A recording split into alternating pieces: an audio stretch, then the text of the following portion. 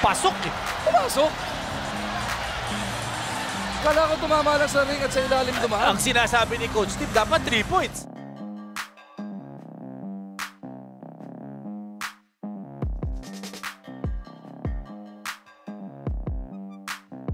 Hey, what's up mga Kazone Terrence Romeo Paul Lee at rising star ngayon na si Kiefer Ravena? Ilan lang yan? Sa mga umiidolo dito kay Mark Despart Kagioa. Pero bakit nga ba mga malulupit na scorer ang umiidolo dito kay Mark? Gaano ba talaga kalupit maglaro noon si Mark Kagioa?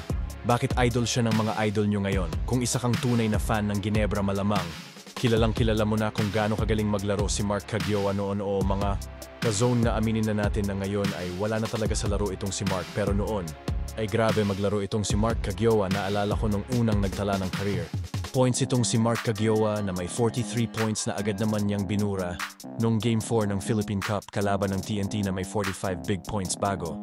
Muna magkaroon ng Terrence Romeo na malupit mag-crossover ay si Mark Kagioa. Muna ang naging Terrence Romeo ng panahon ng 2000 noon kasi ay kilala talaga si Mark Kagioa dahil sa napakalupit nitong mga crossover lalo na yung rookie days niya. At syempre hindi mawawala dyan yung mga pamatay na floater moves ni Mark Kagioa. Nag-a-average nga siya noon ng 24 points per game at tinanghal bilang 3-time PBA scoring champion. Siya nga din ang unang nakatanggap ng parangal na yan bago burahin ni Terrence Romeo. Sa sobrang lupit ngang umiscore ni Mark Kagioa ay may mga team sa ibang bansa ang nagtangkang kunin siya bilang maging import. Isa na nga dito ang Iranian team kung saan inoperahan siya ng 10,000 mga bro para maglaro lamang bilang import sa team. Pero tinanggihan nga lang ito ni Mark Kagioa at mas piniling maglaro sa Ginebra. Grabe di ba mga bro, iilan nga lang sa PBA ang naopera ng mga ganyan tapos gagawin ka pang import. Ibig sabihin lang niyan ay talagang nakikitaan nila ng galing itong si Mark Kagioa sa mga panahon. Kasi ng prime ni Mark Kagioa ay hindi pa uso noon ang YouTube o kahit anumang social media, tanging sa TV mo lang talaga mapapanood yung mga laro ni Mark Kagioa.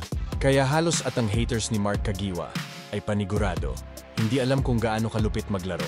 Noon si Mark Kagioa, kung wala sa top 5 nyo itong si Mark Kagioa ay nasa top 5 naman siya ng mga idol nyo. Isa nga sa mga umidolo dito ng sobra kay Mark Kagioa ay itong si Paul Lee. Inamin ni Paul Lee na talagang idol na idol niya si Mark Kagioa nung bata ako noon kasi Ginebra fan talaga ako si Mark. Kasi yung naabutan kong lalaro nung time na yon, blondie pa yung buhok niya. Para sa akin si Mark yung idol ko, kaya after ko siya panoorin, gagayahin ko siya sa labas. Ilang mga rookies na rin dati ang itinutulad sa laro ni Mark Kagioa katulad ni Terrence Romeo at ni Kiefer Ravena. Sabi pa nga ni Cyrus Baguio dito kay Kiefer na he reminds me of Mark Kagioa. So ibig sabihin lang niyan mga bro ay iba talaga yung binigay na ambag ni Mark Kagioa sa PBA.